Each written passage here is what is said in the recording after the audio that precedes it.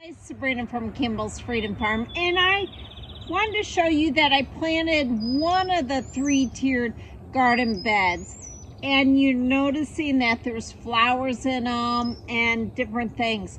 So I want to show you why I have flowers, how I plant my tomatoes and peppers, and my reasoning for different things. Everybody's got a little different way of doing it. Mine is called companion planting, you might want to say. Okay, when planting tomatoes, have you ever planted a yellow or a white tomato? I love the pineapple one. This is the great white.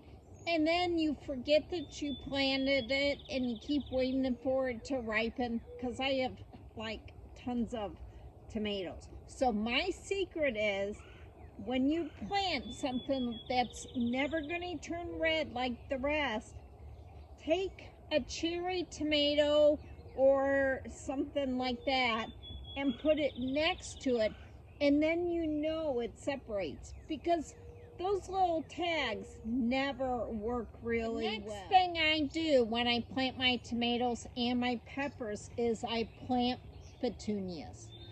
Oh, Sabrina, just because they're flowers and bring, some pollinators? No.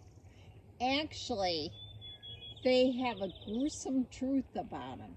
They're carnivorous plants, and they have sticky hairs, and these sticky hairs trap bugs like aphids, and you get the rest of it. It's gruesome. So these are actually out of Africa, and it's amazing it does that. So you want a petunia with your pepper plants and your tomato plants. Now the other reason I use them, remember, tomatoes are tropical, so they don't want extreme heat. I know people argue, but they can't handle that heat.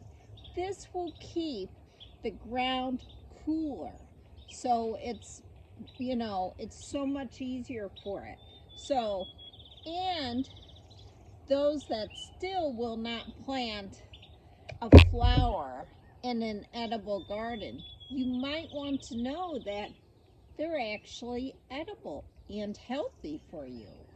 So this is how I plant the tomatoes. Now, let me show you the peppers. Now, I did a video on why you bury the stems of a tomato because of the trichomes. And I also did a video on the pepper plants. Even though the pepper plant could develop roots on the stem, that's not what the trichomes on a pepper are for. So don't bury them. Go watch that video. It's really interesting. I'll link both in the description. Now, when you plant a pepper plant, right on top, the base, don't go any further, and just put it in, and that's it. Now, again, I'm adding some more petunias, and remember I'll show you. These are the ones that I carried over into the containers. It's easier. They're developing really well. You probably don't know what I'm saying, but I'll show you. I gotta turn the camera. Okay, see this container? When I buy the petunias or star early, I put them all in one container, and that way you could just pull out what you need, and it looks pretty too. I love the look of it. But they really have some nice roots, and they're really developing flowers.